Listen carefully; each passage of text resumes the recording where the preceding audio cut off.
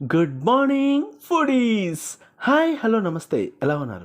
Welcome to Mitha's kitchen. మంచి ఆకలి మీద ఉన్న నేను మా సుబ్బుని ఒక మంచి కూర చేయమంటే వెంటనే ఫ్రిడ్జ్ ఓపెన్ చేసి కూరగాయల్లో రాజా ఉంది కానీ రాణి లేదురా అంది. అంతే, వెంటనే మార్కెట్కి వెళ్ళి రాణిని పట్టుకొచ్చేసా. ఈలోపుగా మా సుబ్బు ఏదో చేస్తుంది. ఏం చేస్తున్నావే సుబ్బు అంటే, అనగనగా ఒక రాజుగారికి 7 కొడుకులు. వాళ్ళు వేటకెళ్ళి 7 చేపల్ని తీసుకొచ్చారు. వాటిని ఎండలో ఎండబెట్టారు. వాటిలో నుంచి 2 చేపల్ని నేను అరువు తీసుకుని ముక్కలుగా కట్ చేస్తున్నా అని చెప్పింది. ఇప్పుడు మీకు అర్థమైందా ఇవాళ రెసిపీ ఏంటో? రాజా రాణి మధ్యలో ఎండు చేప. ముందుగా ఎండు చేపల్ని చిన్న చిన్న ముక్కలుగా కట్ చేసి ఒక బౌల్లో తీసుకోవాలి. ఆ బౌల్లో కొంచెం వాటర్ని యాడ్ చేసి ఒక 10 నిమిషాలు చేపల్ని నానబెట్టుకోవాలి. 10 నిమిషాలు చేపలు వాటర్లో నానిన తరువాత ఒక మంచి గరుకైన బండ మీదేసి రుద్దండి, లేదా ఒక పదునైన చాకు తీసి బాగా గీకండి. మొత్తానికి శుభ్రం మాత్రం చేయండి.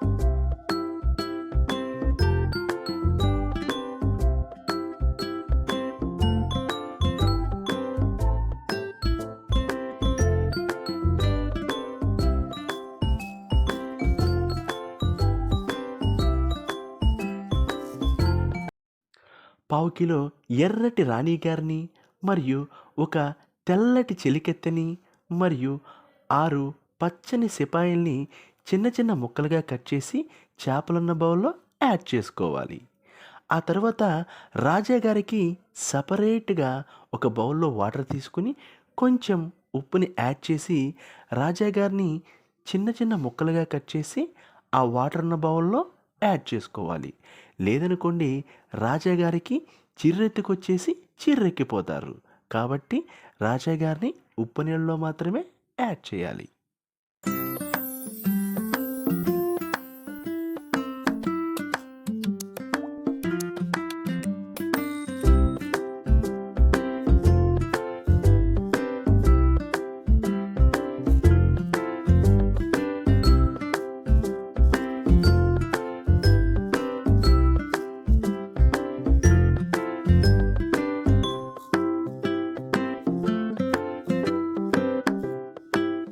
ఇప్పుడు రాజావారిని రాణివారున్న బౌల్కి యాడ్ చేసి అందులో కొద్దిగా ఉప్పు, 2 టేబుల్ స్పూన్ల కారం, 2 టేబుల్ స్పూన్ల ఆయిల్ యాడ్ చేసి అన్నీ బాగా కలిసే విధంగా కలుపుకోవాలి.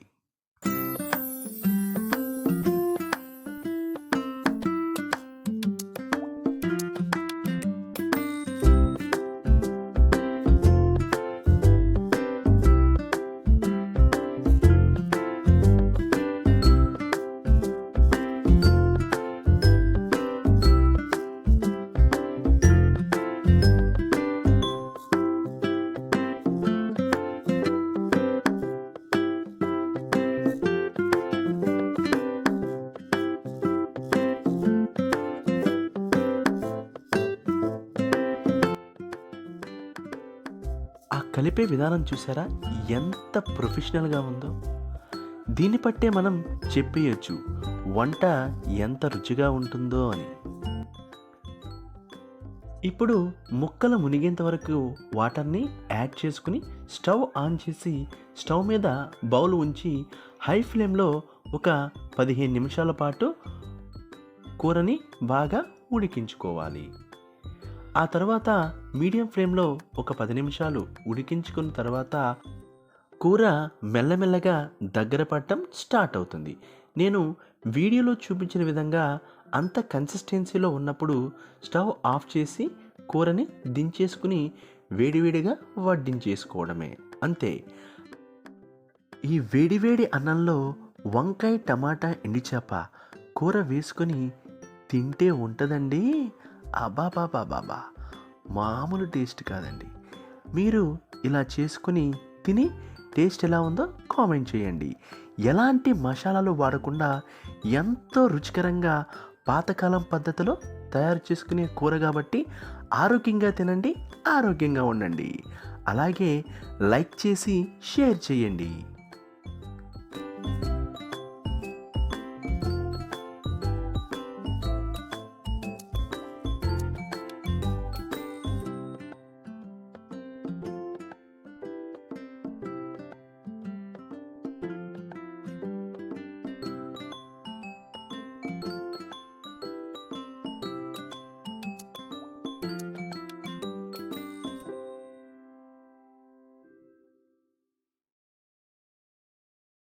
ఈ కూరను తిన్నప్పుడల్లా నాకు గుర్తొచ్చే పాట ఆహా ఏమి రుచి అనరామై మరచి రోజు తిన్నా మరి మోజే తీరనిది తాజా కూరలలో రాజా ఎవరంటే ఇంకా చెప్పాలా వంకాయేనండి.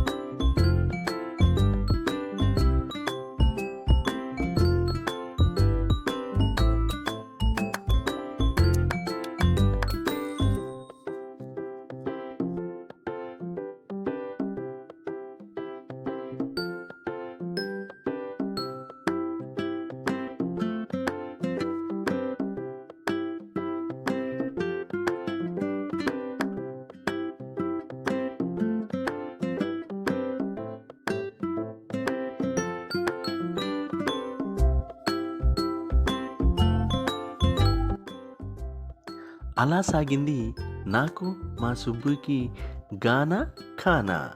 మరో వీడియోతో మళ్ళీ కలుద్దాం.